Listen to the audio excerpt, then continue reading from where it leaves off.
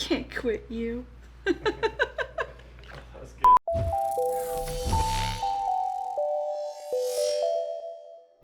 Hi, thank you for watching Imperial Yeast's video series on homebrewing.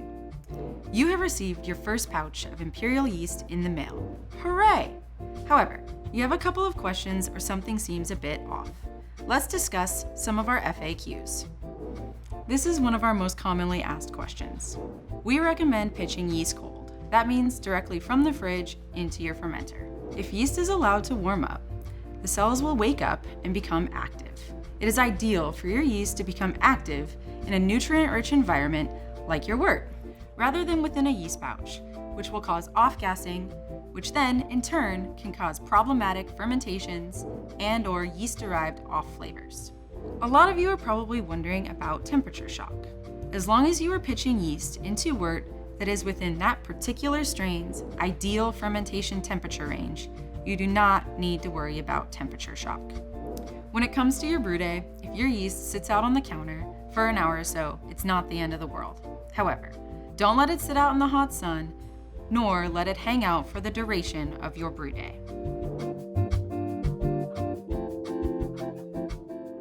You have received a pouch of Imperial Yeast in the mail and it's looking a little bit puffy. For many strains, some slight puffiness is totally normal due to natural off-gassing. However, if there is excessive swelling or bloating, that indicates that that yeast pouch has been allowed to warm up. This excessive pressure buildup in the pouch can negatively impact viability. For best results when using a puffy pouch, we recommend building a starter. If you're unsure of how to build a starter, check out our How to Build a Starter video. In the event that you have accidentally frozen your yeast, or you live in Minnesota in the winter and it froze on its way to you, it doesn't necessarily mean that all of your yeast is dead. However, it is not an ideal situation. If you have accidentally frozen your yeast, we recommend thawing it in a refrigerated environment. Once it is fully thawed, go ahead and build a starter prior to pitching to ensure viability.